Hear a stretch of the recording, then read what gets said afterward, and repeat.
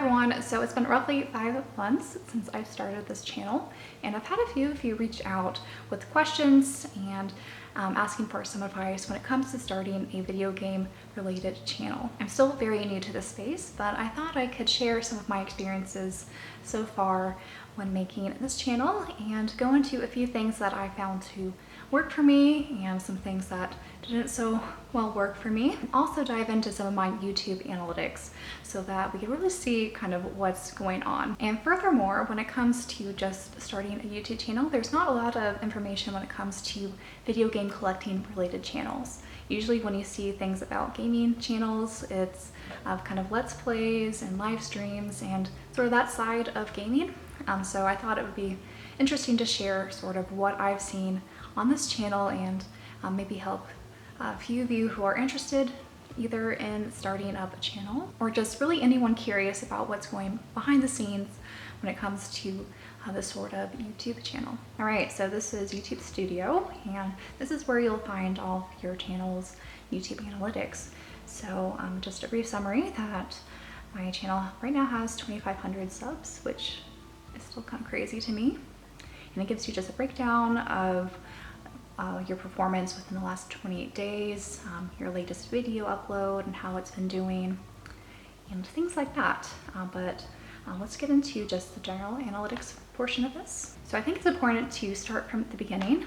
So I want to just show a brief overview of my channel's performance. And you can see kind of just how much of a roller coaster YouTube is just from this graphic alone. All right, so let's first check out the first month I started uploading videos. So that was about a week and a half at the end of April. So I decided for my first video to make something that I thought was interesting as well as helpful, because being a new channel and you're not very tested, and so YouTube doesn't really know what sort of videos you make or the quality of them. Starting out, I think the best approach to take is to be very YouTube search oriented, meaning that people are going to be generally searching for the type of content your video will contain. So you could do this by a lot of different keywords.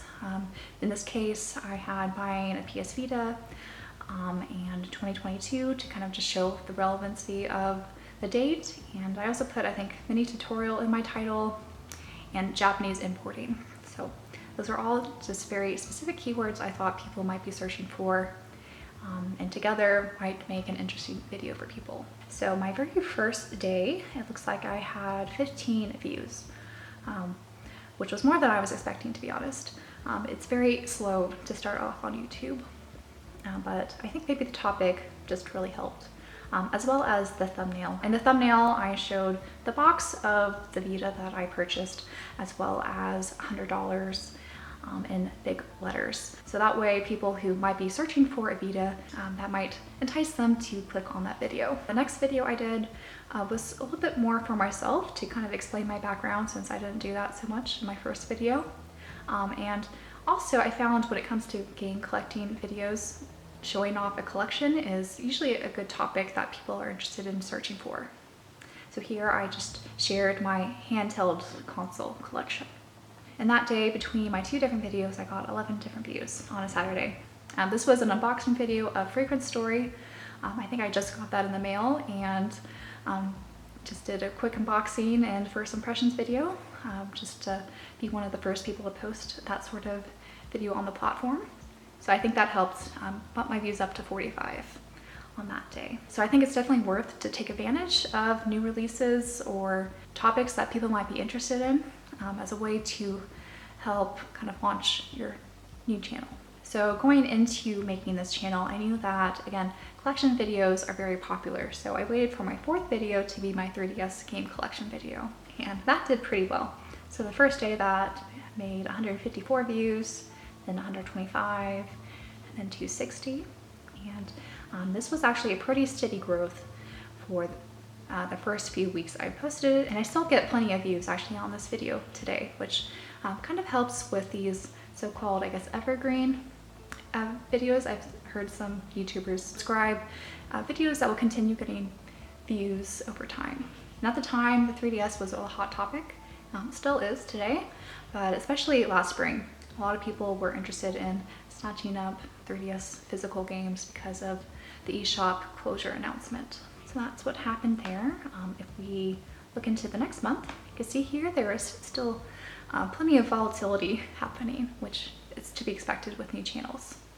So I was just posting a lot of different videos. Let's see, what was I posting? This was my first pickup video with a combination of games that I played in that month. And that did pretty well, but these views were also compounded with my previous videos. So the more videos you post, the more views you tend to get over time, especially if you create more of those kind of evergreen type videos. And I was doing a lot of 3DS videos early on because that was something I was interested in and I thought other people would be interested in. So here was a haul that I got from Video Games Plus with sealed 3DS games. Then I did my Switch collection, looking at 3DS game case variants. And I made this video a bit on a whim. I'm surprised how many views the Atlas West survey video got, but maybe because no one else did this sort of video, it gained some popularity. But anyway, that's still kind of puzzling to me. And then I did another unboxing video with Phoenotopia Awakening. You see that my views started going a little bit under because I wasn't posting as much, where on Sunday I got over 1,700 different views. And that was all thanks to my P&P Games review video. So this was the first video I think that YouTube really pushed out for me. And you could see that in the audience tab. Here you see the blue line, which shows the number of new viewers who are looking at your channel, whereas the purple line are your returning viewers. So this includes both subscribers and just people who have seen your content before. So I was getting a lot of new viewers, I think, from all my different collection videos and just the early videos that were more search oriented. So you see this huge jump in new viewers right after I posted my P&P Games video. The two components that YouTube really looks at when it comes to pushing out your video to new viewers is the click-through rate as well as the viewer duration and just general engagement.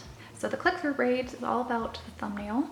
So if we went back to my dashboard in my recent video where I was sharing my PS Vita collection and just journal how it's been going, the impressions click-through rate is seen through here, or the CTR, and that's just how many times someone has actually clicked on your video based off of the thumbnail and title. And so generally you want this to be pretty high. 6.5% is actually pretty high for me. The click-through rate does tend to go lower the more exposure your video has and if YouTube's pushing out your video. This particular video wasn't really pushed out much by YouTube, which I could show in a moment. The viewer duration is also really important. Here, the screen arrow is basically indicating that for the time that this video has been live, the average view duration is a bit longer than usual. And of course, average view duration changes depending on the length of your video. So 30-minute video will be different from a 5-minute video. But yeah, these are, I think, the most two important components when it comes to YouTube choosing to push out your video. The other important component that I've seen is people engaging with your content. So typically through comments or likes, dislikes even.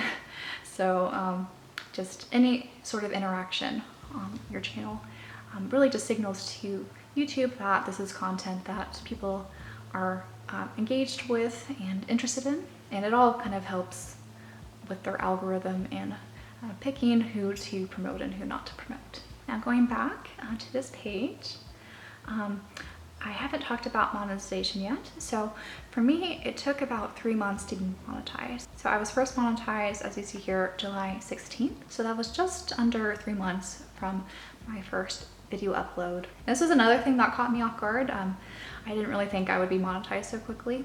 In order to be monetized, you need to reach 1,000 subscribers as well as 4,000 watch time hours. And that's typically the hardest thing to do. I think I reached the watch time hours so quickly was because I was posting longer collection videos. So people were watching those pretty regularly, which I think is really, in the benefit of our niche when it comes to video game collections and collecting. So people tend to watch this sort of content for longer than other niches, I think. And when it comes to cumulative revenue, I've so far made $220.10. So this is gross, so it's before tax. One of the downsides of YouTube, if you use this as like a side hustle or something, it does complicate your tax situation, especially here in the US. Though I guess you can't really complain about getting some extra income, even with the complications. I haven't actually been paid yet. So in July was when I first was monetized here. So I got $77. So that was actually not enough to get my first YouTube check. At the end of the month, you have to be over the $100 threshold in order to get a payout. So in August, I received just under $100. So that plus what I got in July will be my first YouTube paycheck. And I want to say that's usually paid around the third week of the month. But again, this is all new. And that's just from my understanding. And yeah, so some other cool things you could look at when it comes to really tailoring your content and kind of figuring out if you're resonating with the audience you want to resonate with is looking at this audience tab. So I'm just going to go back to the last 28 days just to see my recent performance. Here you could really just see I'm getting a lot of return viewers who are watching, and not as many new viewers, so YouTube isn't really pushing it out to a new audience, which is fine. This is, I think, what happens with YouTube. It's definitely, I think, a roller coaster of what's going on and sort of what content people are resonating with and what YouTube thinks people would be interested in. So the nice thing about YouTube is that time is on your side. So even if you first upload something, so for example, my Vita collection, here you can see that the views are down on this. So typically I'm around the 1.3K to 2K.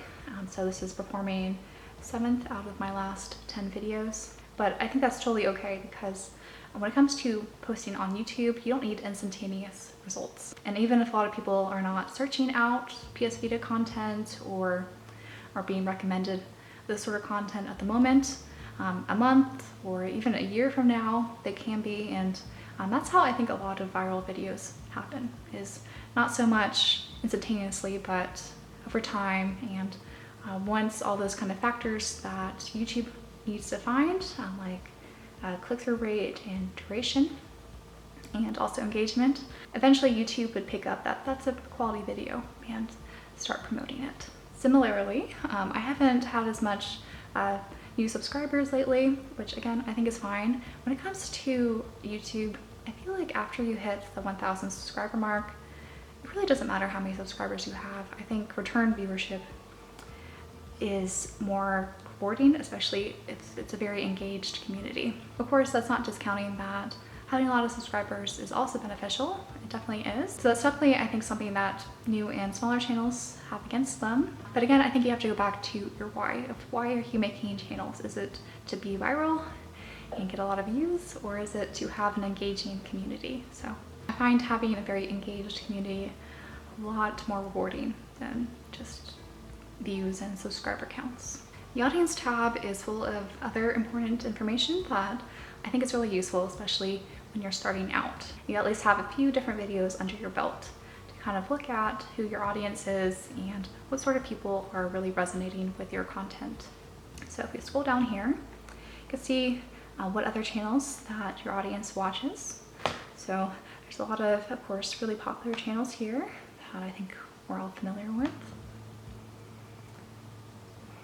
And so I think that's no surprise. So what I've taken from this is that there's a wide range of different interests. So when I first made this channel, I was thinking that people who are interested in collecting video games would probably be watching my content. But looking at the information here, this also just shows that people are also interested in other game-related content, whether it be kind of news outlets, or review outlets, reselling topics, or top 10 sort of videos. So there's a lot of different topics that people who are watching my videos are also interested in that I've taken into consideration and also expanded my content with.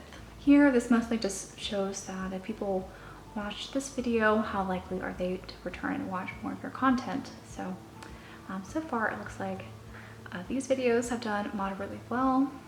This changes, so this is the last 90 days, so this has definitely changed all over the board in the 5 months I've been uploading.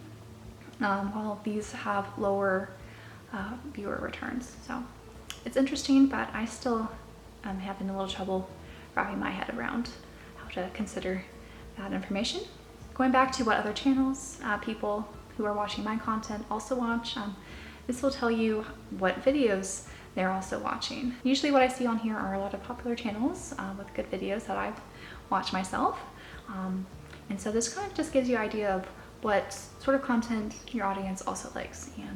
And you don't necessarily need to remake the same video, but if there's a topic that people are resonating with, you might want to consider either incorporating that into your own content or doing your own spin. This I found also very interesting. This kind of helps you with what time your viewers are actually watching YouTube. So typically what I've heard is people like to upload their videos early in the morning. So usually before it starts getting this darker shade of purple. That way videos are ready for your return viewers to watch their video throughout the rest of the day when they're actually on YouTube. So I found this to be pretty helpful. Usually early in the morning or also in the afternoon I found useful as well to get more of the night owls. And there's also time zone differences to consider as well. I am in the Pacific time zone in the US. My lunchtime is when I get the most traffic, which I found interesting. And you can see also more demographic information here as well, including what top countries are watching my videos. This wasn't too surprising that almost half of the people who watch my videos are from the US, but there's also a sizable proportion of people from the UK, Canada, Germany, and Mexico as well. And usually these last few spots also swap around with Australia as well as a couple other countries. You could also break this down if you want. So we have Brazil, Australia, and Spain are also pretty prominent up here. And what's also kind of cool about this is you could also get state-specific data. A lot of people from California, which is my home state, watch my videos. Here you can see the percentage of who subscribed and not subscribed. So I feel like this is a lot better than I was expecting, to be honest. I feel like a lot of people don't subscribe to channels, even if they are a regular viewer.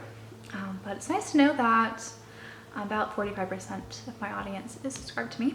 And this also, of course, factors in, if we go up here, the new viewers who have had less exposure to my content. So you're not going to get a perfect 100% here. And then for languages, I don't think this is too surprising, nor is the age and gender demographics. I think a lot more males are interested in video game collecting than females, I found. Though I'm hoping this will change over time, we'll see. And then with age, this is also not surprising when it comes to video game collecting. They tend to be older because of financial reasons. I'm gonna also touch upon revenue quickly. So there's a lot of factors that go into how much YouTube pays you. YouTube gives you 55% of the total ad revenue. So this reflects the 55% that I will be getting this month. And this is grayed out because it usually takes a day to process yesterday's data. So alongside views, the other really important factor when it comes to how much YouTube is paying you for AdSense is your playback-based CPM. So CPM is basically just how much advertisers are willing to pay for your content. And this is based off of per 1,000 monetized views. So this is my average view, and this definitely does fluctuate depending on what video I'm uploading. And it definitely is volatile, so let's look at lifetime for CPM. You can see it's been as much as almost $18 and as low as, this looks like lowest, yeah, just under $9 as an average. And each different video will have a different CPM average. So if you look at a lot of popular bloggers who share their analytic videos, a lot of their CPM averages is around $3. Bloggers tend to have very low CPM rates. So it's just really interesting the differences you see here across YouTube. So I just thought I would share mine for this particular niche. Okay, the last thing I wanted to touch upon is in the content alt tab, you can find more information about where your views are coming from and what traffic source. Let's go back to my last 28 days. I think it might be a bit more interesting.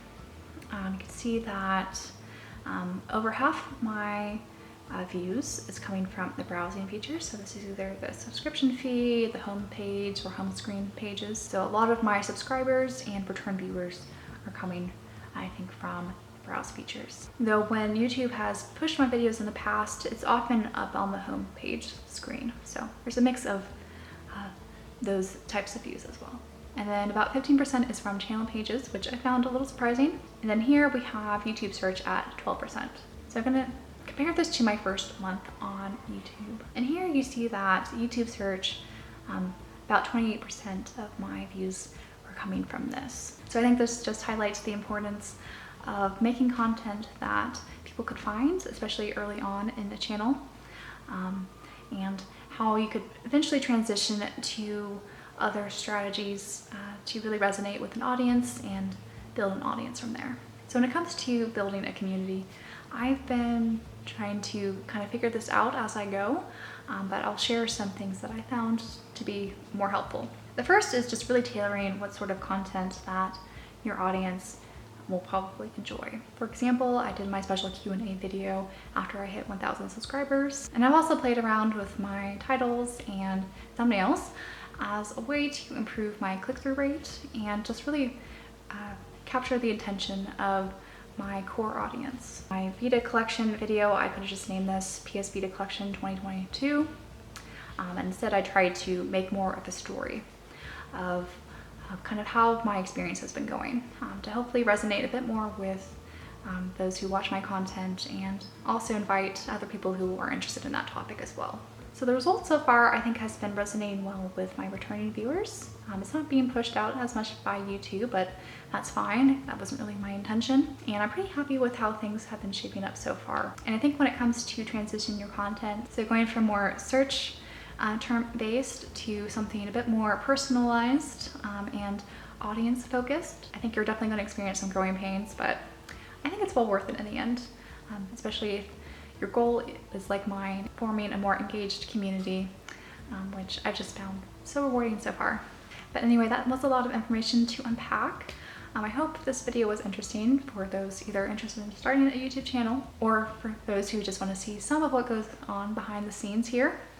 I can make more videos like this. I could do maybe some updates after my first year on YouTube, or any sort of topic you guys might be interested in. Definitely let me know if you have any questions down in the comment section. I'll be more than happy to help answer them to the best of my ability. Again, I'm a very new YouTuber and I'm still learning a lot of things, and definitely willing to share everything that I end up discovering and learning along the way. So that's it for this video, and until my next one, bye guys.